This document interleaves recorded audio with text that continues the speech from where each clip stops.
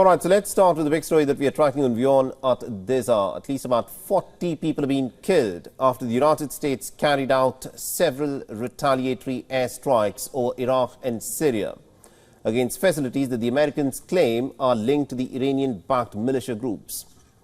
Now, according to the CENTCOM, the United States has hit about 85 different targets spread across 7 cities in Iraq and Syria that are linked to Iran's Revolutionary Guard Corps. Now, the U.S. President Joe Biden has warned that the United States will respond if any American is harmed in any way. Now, these are the images that have been released by the Pentagon that show the B-1 bombers taking off from undisclosed locations in the United States.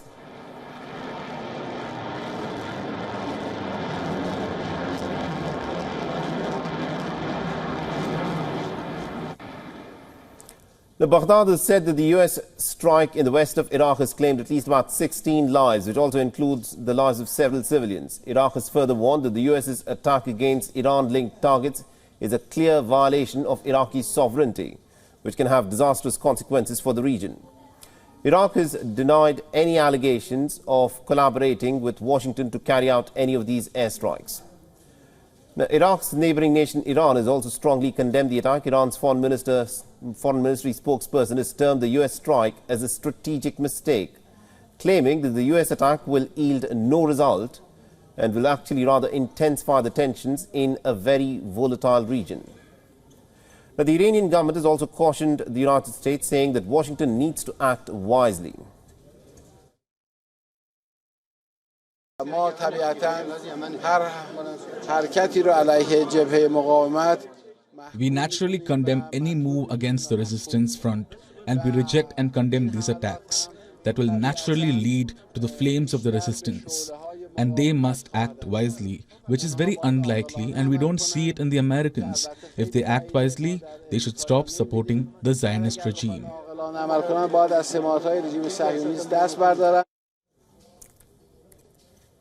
Now, the U.S. Central Command has said that the strikes were in fact targeted at Iran's Islamic Revolutionary Guard Corps Al-Quds force and affiliated militia groups. It has further said that the U.S. military forces had struck more than 85 targets, including the command and control operation centers, intelligence centers, rockets, missiles, and unmanned aerial vehicle storages, and logistics and ammunition supply chains. The strikes are believed to be just the first in a multi-tiered response. The Syrian Observatory for Human Rights has said that at least about 26 major sites housing pro-Iranian groups were destroyed, including weapons depots. It also has reported that no civilian lives were lost in Syria. This is according to the Syrian Observatory. And that 10 pro-Iran fighters in Deir ez-Zor area and 13 in the Mayadin area were killed.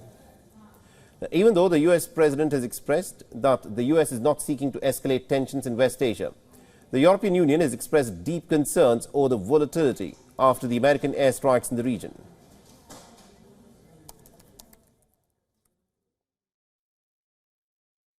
What I can tell you about it is that Iran's proxies have played with fire for months and years, and it's now burning them.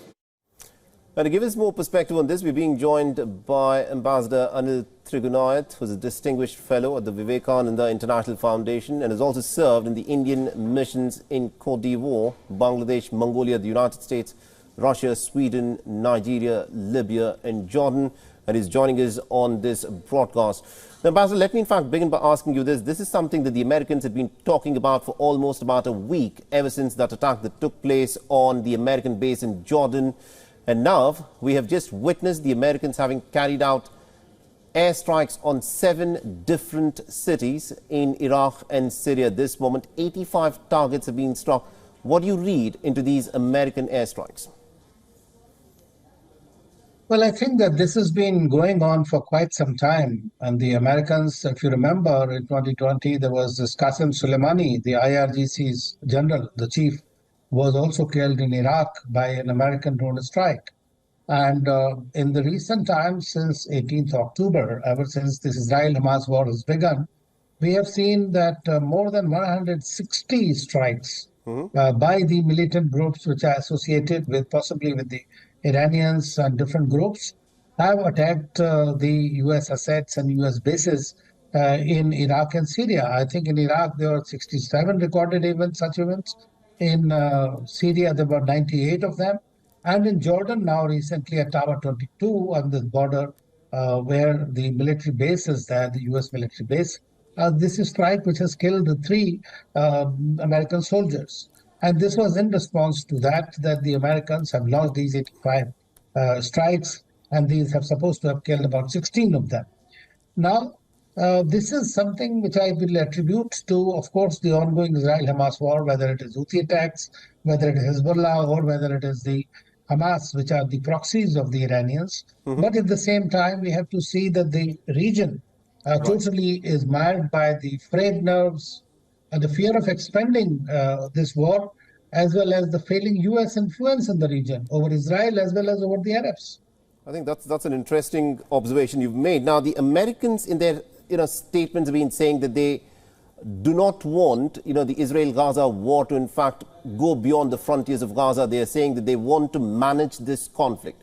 But what we are witnessing over the course of the last 3-4 months is that the Red Sea corridor has become extremely difficult for commercial shipping. And we're also witnessing that this conflict has in some ways, in a low intensity manner, expanded and has spread to places such as southern Lebanon, in places such as Iraq and Syria, and even in Jordan, where American bases have increasingly come under attack. Are we now witnessing a sort of a proxy war between the Americans and the Iranians, which could, in the near future, become into some kind of a direct confrontation between the Iranians and the United States? Well, that indeed is a big fear. And the irony is that no one in the region, whether it is Iranians, whether it is Saudis or the Israelis, or maybe Israeli leadership, we don't know, but the Americans or the other countries, especially India, do not want this war to expand, because that is going to be the most disastrous thing it happens. And now what we are seeing is that these 3 proxies, 3H or 4H, Qatar, Hezbollah, report in Iraq, and some of these Shia militias, then they do have the capacity to derail any process and could create a greater conflagration, because they're non-state actors, and there is a plausible deniability for Iran in that as well, even though everyone might know and say that Iran is behind these. But Right. Iran has also said that we don't want a war but in response to these attacks, but if their interests are attacked, that they will not hesitate to counterattack. Now, if this attack and counterattack at any given time could really flare up into a very big war. And that is the biggest worry, because if that happens, then every country is going to suffer. Already we are seeing, because of the Houthis, that the cost of transit and the maritime trade has gone up by 118%. Absolutely. Now that is something absolutely undesirable. And I think the global community needs to sit together, especially the United States, and try to find ways to stop this war, which is causing all these other cinders to really burn. Absolutely, indeed. Thank you very much indeed, Ambassador, for joining us and getting us all those insights there.